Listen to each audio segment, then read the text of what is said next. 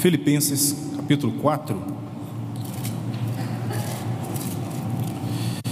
Você pode abrir na carta de Paulo aos Filipenses capítulo 4. Estaremos lendo 3 versos que são os últimos versos da carta de Paulo aos Filipenses: verso 21, verso 22 e verso 23.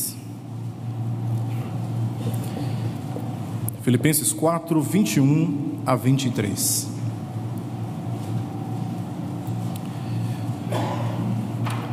Diz assim a Escritura: saudai cada um dos santos em Cristo Jesus. Os irmãos que se acham comigo vos saúdam.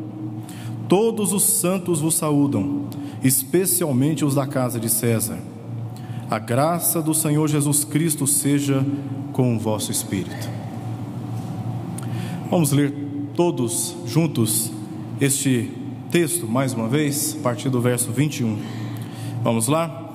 Saudai cada um dos santos em Cristo Jesus. Os irmãos que se acham comigo vos saúdam. Todos os santos vos saúdam, especialmente os da casa de César. A graça do Senhor Jesus Cristo seja com o vosso espírito. O apóstolo Paulo escreveu essa carta numa ocasião em que ele se encontrava preso em Roma, e alguns comentaristas concordam que essa prisão ocorreu entre o ano 61 e o ano 63 depois de Cristo. Neste momento em que ele estava preso, ele teve tempo para escrever algumas cartas. Entre essas cartas nós temos a carta de Efésios, Filipenses, Colossenses e Filemão, conhecidas por muitos de nós como as epístolas da prisão. Embora preso, Paulo não se viu preso para comunicar o evangelho do Senhor Jesus.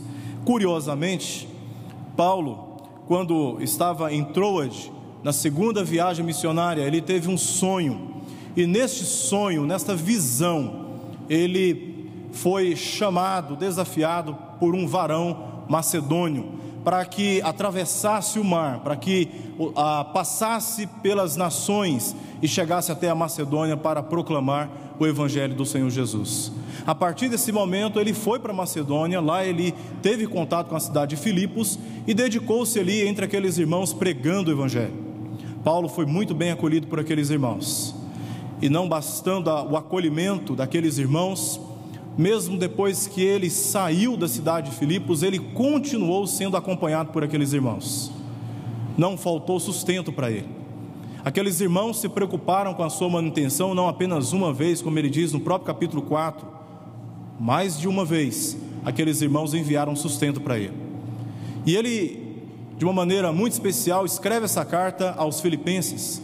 E essa carta ela é carregada por um sentimento de afeto e de gratidão por aqueles irmãos. É uma carta muito pessoal. É uma carta que não passa pelas vias burocráticas, muitas vezes, dos nossos relacionamentos, dos nossos protocolos, porque não poderíamos dizer a maneira como nós cumprimentamos as pessoas sem dar a devida importância às respostas que elas dão a uma saudação. Paulo escreve essa carta com um sincero interesse que aqueles irmãos sejam recebidos pela graça e pela misericórdia de Deus, como resultado, como evidência da sua gratidão àqueles irmãos. Já no capítulo 1, verso 1 dessa carta, Paulo aborda aqueles irmãos, os chamando de santos em Cristo Jesus. Ele começa chamando aqueles irmãos de santos e termina no texto que nós acabamos de ler, chamando aqueles irmãos de santos. E esta palavra santo, ela aparece aqui no nosso texto, verso 21 e no verso 22, 2 vezes. Essa é uma palavra central no relacionamento de Paulo em relação àqueles irmãos. Paulo reconhece que aqueles irmãos são santos.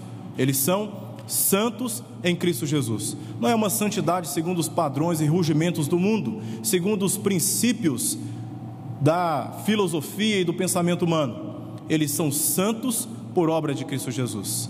Essa palavra santo é uma palavra muito familiar para todos nós. No entanto, A palavra santo é compreendida de maneira muitas vezes errada e até equivocada. Por exemplo, para o catolicismo romano, o santo é aquele que dedicou toda a sua vida fazendo esforços sacrificiais para beneficiar os outros.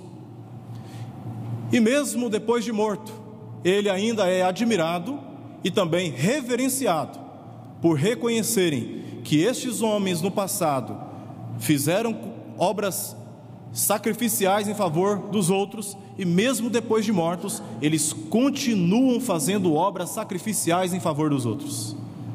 E a Igreja Católica, ela se divide em reconhecer que estes chamados santos são cultuados, são adorados, são reverenciados como divindades. Outros vão dizer que não, eles são apenas intercessores diante de Deus a favor daqueles que suplicam por favores e por benefícios espirituais. São pessoas que morreram, mas que mesmo depois da morte, supostamente, ainda continuam fazendo obras sacrificiais em favor dos outros.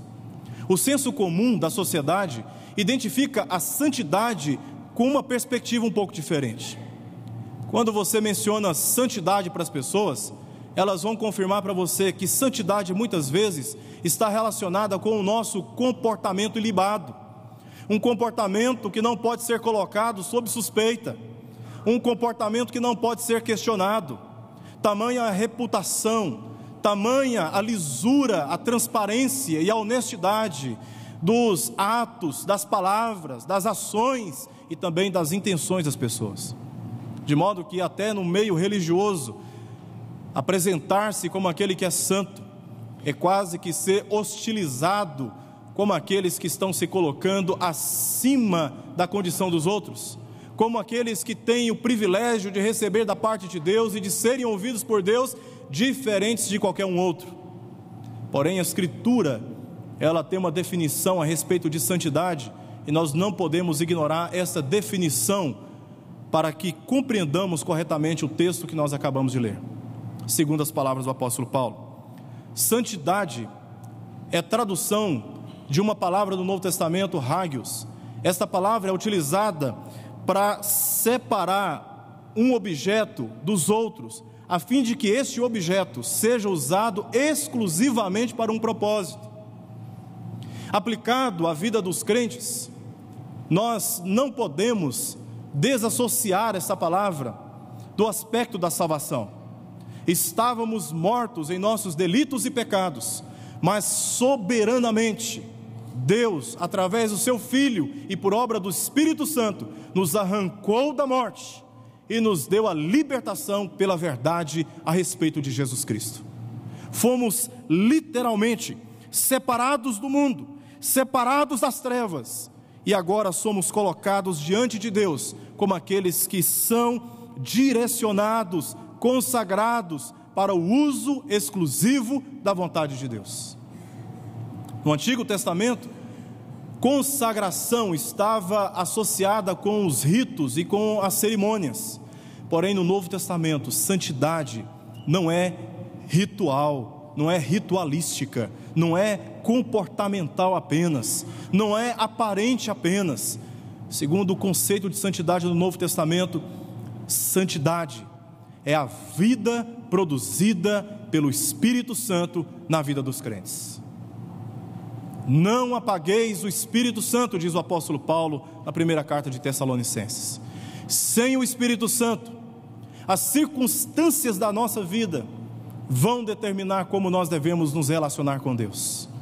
Os apetites da carne, as inclinações dos nossos pensamentos pecaminosos vão dizer como devem ser dirigidas as nossas agendas. Mas quando nós estamos cheios do Espírito Santo, quando nós somos guiados pelo Espírito Santo, quando nós temos a experiência de sermos constantemente lembrados pelo Espírito Santo com respeito aos ensinamentos de Jesus Cristo, a vida do crente é identificada como uma vida consagrada e santa, apesar do meio em que ele está vivendo. E Paulo, com um pensamento neotestamentário a respeito de santidade. Chama aqueles irmãos de santos.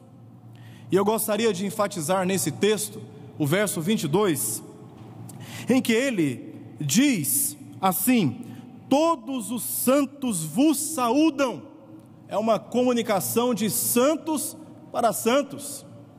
Mas como poderia Paulo estar na companhia de santos, de crentes consagrados, no ambiente em que ele estava preso?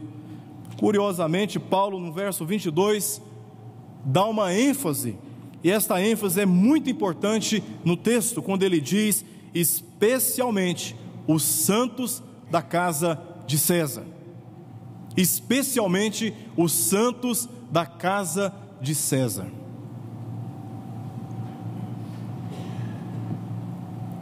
Eu gostaria de, na reflexão desse texto, destacar aqui 2 princípios. E eu espero, irmãos, que saiamos daqui com esses princípios latejando na nossa consciência, latejando também nesta semana de muitos desafios que nós temos. O primeiro princípio que eu gostaria de destacar aqui, irmãos, é que aonde Deus te plantou é o lugar onde você deve frutificar. Onde Deus te plantou é o lugar aonde você deve frutificar. Vamos lá? Vamos tentar? Todos juntos? Vamos trazer para pronome pessoal, tá? Primeira pessoa. Vou repetir e aí depois os irmãos me seguem. O lugar aonde Deus me plantou é o lugar aonde eu devo frutificar. Vamos lá? Agora todos juntos? O lugar aonde Deus me plantou é o lugar aonde eu devo frutificar.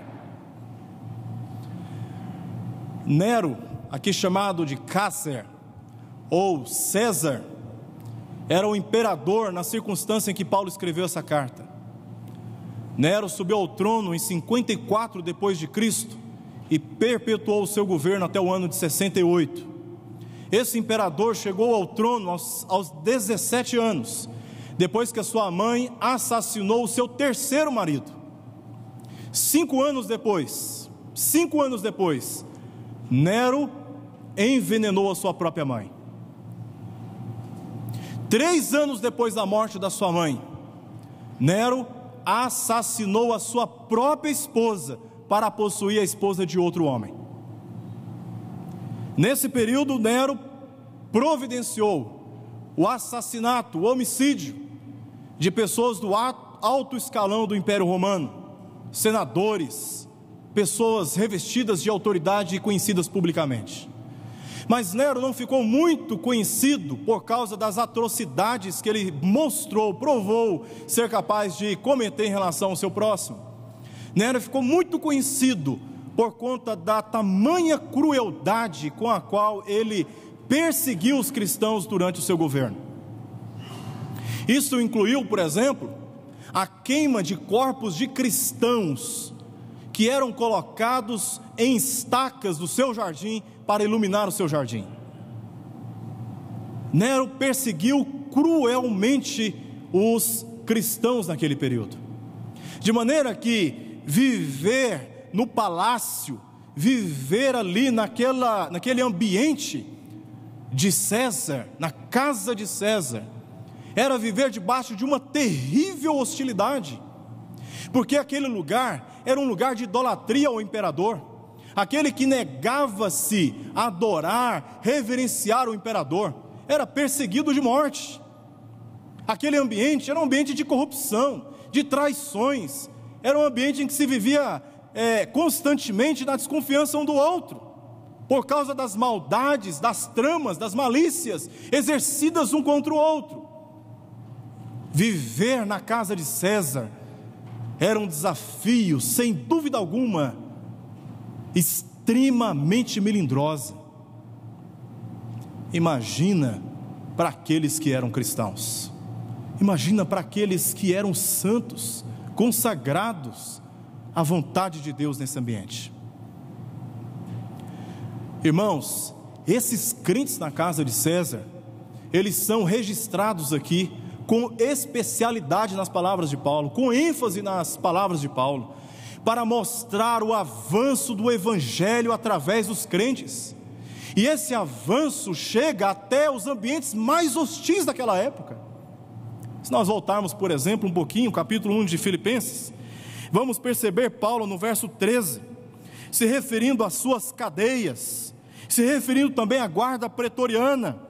Verso 14, ele faz menção das suas algemas, ele estava preso. Mas olha o que diz o verso 12: quero ainda, irmãos, cientificar-vos de que as coisas que me aconteceram têm antes contribuído para o progresso do evangelho. Certamente todos nós procuramos um lugar confortável e seguro para vivermos e para exercermos a nossa profissão, para estudarmos. Nós estamos o tempo todo procurando ambientes nos relacionamentos nos quais possamos nos sentir valorizados, aceitos. Mas os santos da casa de César estão registrados na Escritura para mostrar para nós que não importa o lugar onde nós estamos vivendo, importa sim sabermos que aonde Deus nos colocou é um lugar em que nós podemos viver a nossa fé, é um lugar onde nós podemos frutificar. E muitas vezes colocamos condições para Deus e exigimos que Deus nos dê condições financeiras, nos dê relacionamentos aceitáveis, nos dê cargos que nos possibilitam realizar os nossos sonhos, e nos sentimos muitas vezes desanimados, entristecidos, inclusive quando toca o nosso testemunho. As pessoas não compreendem a nossa fé, não facilitam a nossa intenção de evangelizar, não nos dão a oportunidade de falar de Cristo e de mostrar pelo nosso testemunho a vida que foi produzida pelo Espírito Santo, segundo os méritos de Cristo e por amor de Deus Pai, na nossa própria vida. Muitas vezes o ambiente em que você vive não é um ambiente favorável para a proclamação do Evangelho, não é um ambiente favorável para o seu testemunho cristão. Muitas vezes o lugar onde você vive está o tempo todo tentando consumir, na verdade, é a sua fé, são os valores que nós aprendemos na Escritura. Talvez o ambiente em que você está vivendo na sua casa não é o ambiente que você escolheu para viver. Talvez o ambiente da sua família, do seu casamento, não é um ambiente que você gostaria de estar vivendo. Mas saiba, irmãos, que se houve crentes santos na casa de César, há esperança pelo Evangelho de nos fazer frutificar onde nós estamos. O lugar aonde Deus nos colocou é o lugar aonde nós devemos frutificar. É o lugar onde nós devemos frutificar. Na igreja nós temos tudo favorável para expressarmos a nossa fé. Alguns sentem a liberdade, e há liberdade nesta igreja para isso, de levantarem as suas mãos no momento de louvor, de fechar os seus olhos, de cantar cânticos que são confissões doutrinárias. Mas certamente todos nós nos sentimos intimidados, fora da igreja, no ambiente do nosso trabalho, no ambiente da faculdade, da escola, e até mesmo no ambiente da nossa família. Mas Paulo está dando aqui um testemunho maravilhoso que nos encoraja. Não importa as circunstâncias em que nós estamos inseridos, não importa o ambiente em que você está, Deus quer usar a sua vida e quer fazer o Evangelho chegar em lugares aonde ele não chegou. Vamos repetir, irmãos? O lugar... Vamos lá. Mais uma tentativa. O lugar...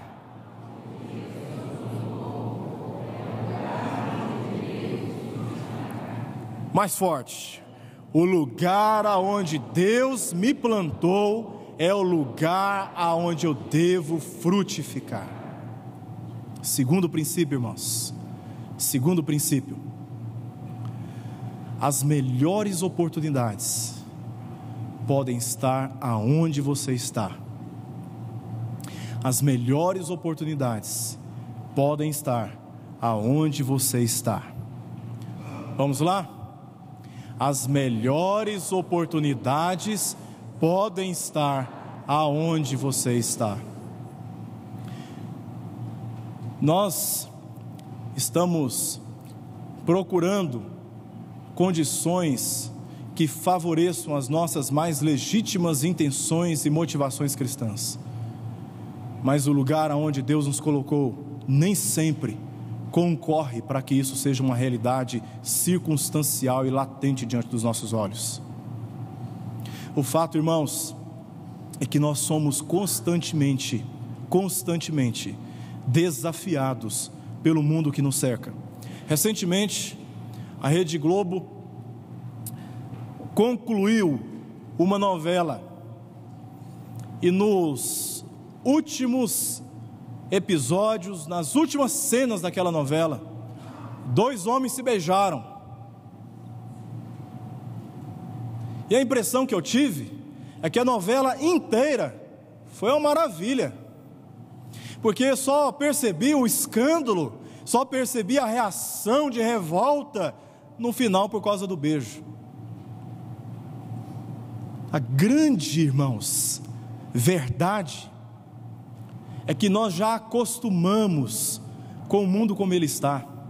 A homossexualidade, para todos nós, é um problema gravíssimo diante do Senhor.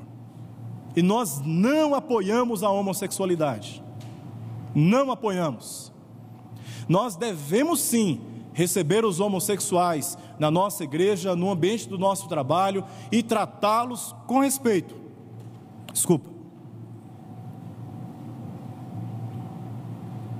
Sem a discriminação, sem dúvida, mas nós não aprovamos a prática da homossexualidade. A questão, irmãos, é que aquela novela não transmitiu só o tema da homossexualidade, aquilo já era esperado. Aqueles 2 atores se relacionaram afetuosamente durante boa parte da novela. O beijo foi só a ponta do iceberg. Tem muita coisa envolvida naquela novela. E não é só na novela não, são nas músicas que nós ouvimos, são nos programas de televisão que nós assistimos, são nos relacionamentos que nós cultivamos. O problema do mundo hoje é um caos de natureza espiritual, e nós só podemos esperar aquilo que é pior da sociedade, irmãos. Infelizmente, enquanto essa sociedade não se curvar aos pés de Jesus, enquanto essa sociedade não se humilhar na presença de Deus, esta sociedade vai caminhar segundo o curso deste mundo, e o curso deste mundo aponta para um eterno abismo. A graça de Deus ainda está pairando sobre a humanidade, ainda a igreja está presente no mundo, e pelo Espírito Santo proclamando as verdades a respeito de Jesus, ainda há esperança por causa dos eleitos. Irmãos, quando nós falamos de santidade, nós temos uma tendência de olhar para episódios como o da novela da Rede Globo, Amor à Vida, e tantos outros problemas em torno de nós. Podemos já incluir nessa era digital os escândalos provocados nas redes sociais, por fotos, vídeos e palavras que não produzem bom testemunho. O grande problema nosso é que muitas vezes compreendemos mal a palavra santidade e achamos que a santidade é um afastamento de tudo que ameaça a nossa integridade espiritual. Só que na compreensão do Novo Testamento, santidade não é algo que vem de fora para dentro, é algo que vem de dentro para fora. É o Espírito Santo na nossa vida, produzindo vida, produzindo caráter, produzindo boas intenções, produzindo boas ações. É o Espírito Santo na nossa vida, potencializando os nossos dons, de maneira que nós não conseguimos nos calar mesmo no ambiente de hostilidade. Os santos na casa de César são homens, são mulheres do alto escalão daquele palácio, funcionários públicos, e poderiam ser inclusive escravos que estavam debaixo de uma pressão política muito forte. A questão para eles não era um ambiente de corrupção, de idolatria, de malícia. A questão para eles era uma questão de coração. De coração. E às vezes estamos reclamando para Deus, murmurando para Deus, porque nós não estamos num emprego que nós gostaríamos. Estamos reclamando para Deus e chateados com Deus por ter nos dado um casamento que não é o casamento que nós sonhávamos. Quando nós entramos naquela igreja, engomadinhos, bonitinhos e sorridentes, muitas vezes chegamos diante de Deus e dizemos: por que não? Deus, a minha igreja está um caos, eu não estou feliz, eu não estou satisfeito. Questão que não é só uma questão de circunstâncias mudarem, é o nosso coração que precisa mudar. São as nossas perspectivas que precisam mudar. E muitas vezes, por causa do nosso orgulho, muitas vezes por causa da dureza do nosso coração, ao invés de nos arrependermos por causa dos nossos pecados, ao invés de reconhecermos os nossos erros, nós estamos optando pelo divórcio. E aí colocamos culpa na televisão, colocamos culpa na sociedade que está cada vez mais promíscua. Às vezes colocamos culpa no ambiente do nosso trabalho. Mas você pode fazer do ambiente do seu trabalho o melhor lugar aonde você pode oportunamente fazer brilhar a luz do Evangelho. Paulo estava preso. Aqueles irmãos estavam soltos na casa de César, mas nada pôde impedir que a luz do Evangelho brilhasse naqueles ambientes, porque não era uma questão do ambiente, era uma questão do nosso coração, era uma questão aqui pessoal com Deus. E muitas vezes deixamos de ler a Escritura, deixamos de orar, enfraquecemos na fé, e aí as circunstâncias começam a dizer para nós quão terrivelmente estamos na presença de Deus. Aí começamos a culpar todo mundo, começamos a culpar a sociedade, começamos a culpar a família, começamos a culpar a igreja, começamos a culpar o dinheiro que não chega, começamos a culpar o nosso marido, a nossa esposa, queremos culpar os nossos filhos, mas nós não queremos mudar o nosso coração, porque na realidade, eu e você precisamos do Espírito Santo, precisamos ser movidos nessa geração, precisamos ser movidos nessa história, nesse momento da nossa sociedade, para fazermos as transformações a partir de nós, que tanto sonhamos para as nossas circunstâncias. Se não começar por mim, se não começar por você, as nossas circunstâncias não vão mudar. Não são elas que devem dizer para nós como devemos expressar a nossa fé. Elas, na verdade, são os desafios, as oportunidades que Deus tem nos dado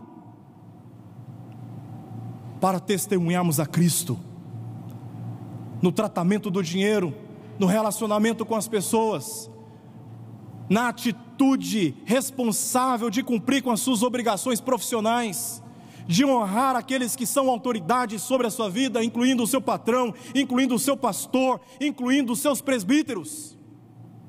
Se aqui no nosso coração, irmãos, não tivermos uma genuína experiência com o Espírito Santo, se nós não tivermos uma genuína experiência de oração, de humilhação diante do Senhor, a nossa carnalidade, o mundo e inclusive o próprio Satanás vai começar a influenciar a nossa espiritualidade e nos fazer andar cabisbaixos, tristes.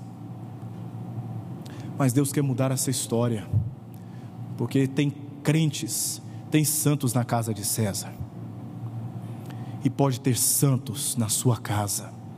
Você pode ser santo na sua casa, você pode ser santo no seu trabalho, você pode ser santo na sua família, você pode ser santo aonde Deus te colocou. O lugar aonde Deus te colocou é o lugar que você deve frutificar. E as melhores oportunidades podem estar do seu lado. É uma questão de mudança aqui, do coração. Do coração. Sabe como que nós lutamos com essa geração aí fora? Sabe como que nós lutamos com essa sociedade cada vez mais pecaminosa? Honrando os nossos compromissos matrimoniais, zelando na nossa esposa em toda e qualquer circunstância, amando-a até o fim com toda a força do nosso coração. Sabe como que a gente vence os problemas lá fora? Honrando, respeitando, amando, santificando, orando pelos nossos esposos. Pelos esposos das irmãs. Sabe como que a gente luta, irmãos, com a hostilidade lá fora? É criando os nossos filhos na disciplina e na admoestação do Senhor, para que os nossos filhos, desde a terna idade, sejam filhos cheios do Espírito Santo, tementes a Deus, fundamentados na Escritura, orientados pela sua própria consciência, para quando entrarem na faculdade, para quando entrarem no ambiente profissional, para quando entrarem nos ciclos de relacionamentos mundanos, serem capazes de influenciar muito mais do que serem influenciados. Sabe como que a gente luta com os problemas lá fora, irmãos? É fundamentando a nossa fé na Escritura. Grande parte das nossas dificuldades em lidarmos com o mundo lá fora tem a ver com uma insegurança na Escritura. Precisamos ler essa palavra, irmãos, e nos alimentar dessa palavra. Sabe como que a gente luta com os problemas lá fora e nos apresentamos ao mundo como santos da casa de César? É vivendo uma vida verdadeiramente de oração, todos os dias. Começa a orar hoje, irmãos. Começa a orar hoje, uma vez por semana que seja. Daqui 3 semanas, 2 vezes na semana, 3 vezes na semana, 4 vezes na semana, 5 vezes na semana. Começa a fazer sua devocional uma vez na semana. Daqui umas 3 semanas, aumenta para 2 vezes na semana. Mas leia a Bíblia todos os dias. Leia a Bíblia todos os dias. Gaste tempo em oração. Sabe por quê? Porque não é só a nossa carne que se levanta contra nós. Não é somente o mundo que se levanta contra nós. Satanás, com toda a sua força, se levanta contra mim, se levanta contra a minha família, se levanta contra a minha igreja, se levanta contra a minha família, e eu não posso admitir isso. Eu não posso admitir que Satanás entre nos meus ciclos de relacionamento e destrua os meus queridos. Eu não posso admitir, e você não pode admitir que isso aconteça. Se levante como um guerreiro, se levante como uma guerreira nessa noite. Há santos da casa de César para nos dizer que nada pode impedir o avanço do Evangelho. Satanás não tem mais poder que esta igreja. Satanás não tem mais poder que Jesus Cristo que está em nós.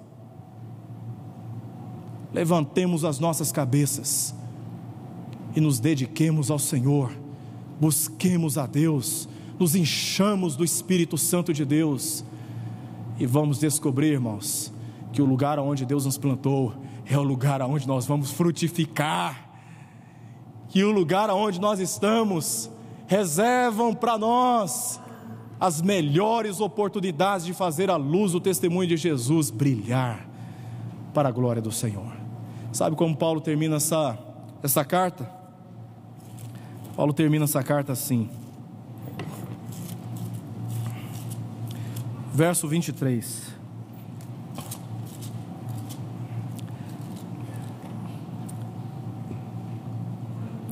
A graça do Senhor Jesus Cristo seja com o vosso espírito.